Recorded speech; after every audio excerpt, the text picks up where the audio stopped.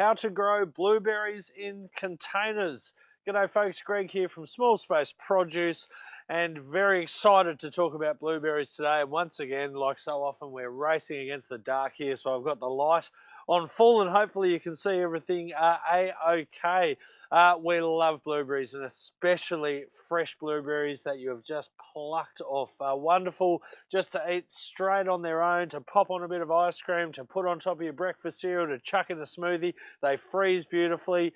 Absolutely everyone should be growing blueberries, and of course they're really, really good for you as well. So I think if you live in small spaces or in like town, or you only have an apartment with a balcony, blueberries are a fantastic option, and I think people often discount them as an option when in reality you can grow them really, really well in a container or a pot, so they absolutely shouldn't be. But there's a few tiny little tips and tricks that we wanted to share with you today to make sure that you maximize your success.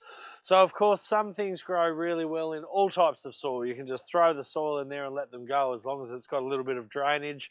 But blueberries are a little bit different, and they're a bit, not finicky isn't the word, but finicky. They love acidic soil, and that's the main thing that you want to be aware of if you're going to get a nice harvest of delicious blueberries and you want them to do well. Then the acidity of the soil is the one thing that you need to consider. And I know a lot of people start hearing this stuff and hear pH levels and this, that, this, and they think, oh no, this is going to be too hard for me, and they switch off because they don't want to be testing the soil and all that sort of jazz.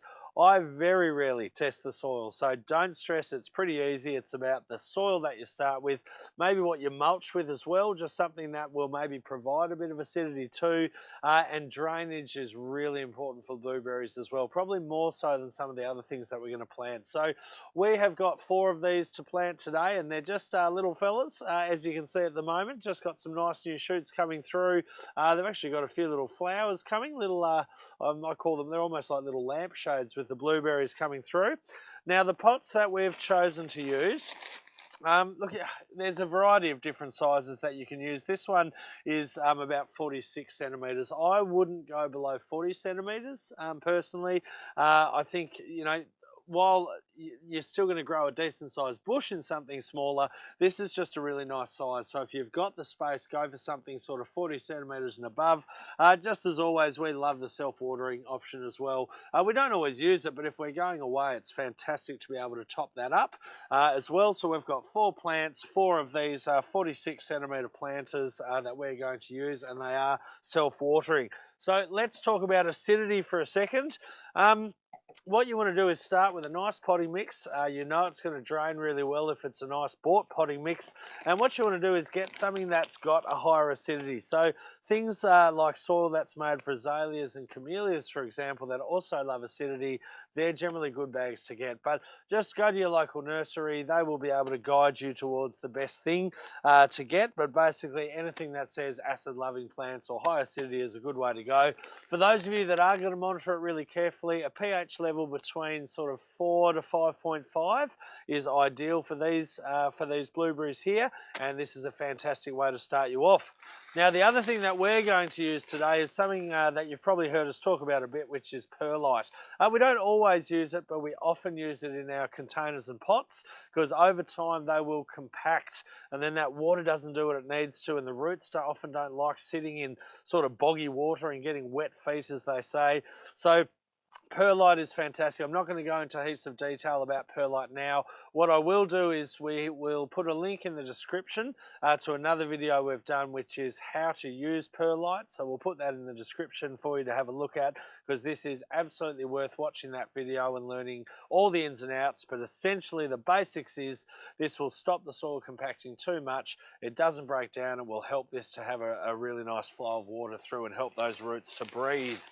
All right, so let's plug our way through this. So we're going to start with a bit of this mix here. Now I just like to mix the perlite through as I go. Some people sort of prefer to make the blend up first, but for me personally I like to just mix it as I go. So what I am going to do though first is I'm going to start with a little bit of perlite in the bottom. Now do as I say, not as I do. You should wear a mask when you're using perlite.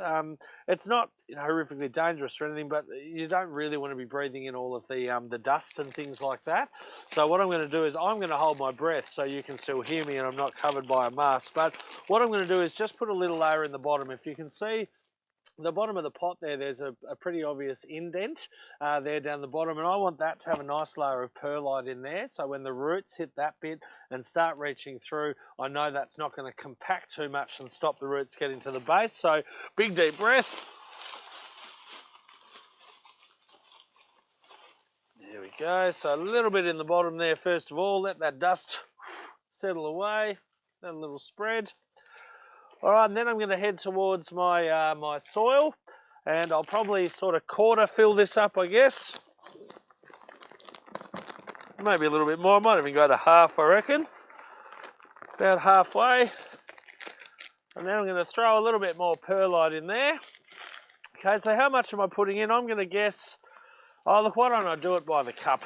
So that way you'll get a better sort of idea, because I don't go absolutely crazy on this stuff. Some people would suggest quite a really heavy blend. Okay, 2,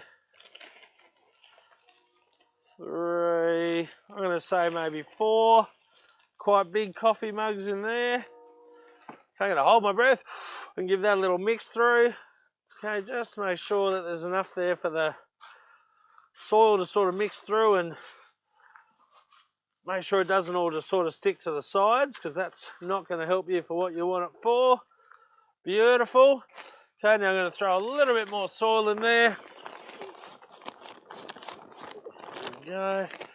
So it looks like I'm going to use most of a bag here to give you an idea. So this is a 20-litre bag. We'll give you an idea about how much potting mix you need to buy.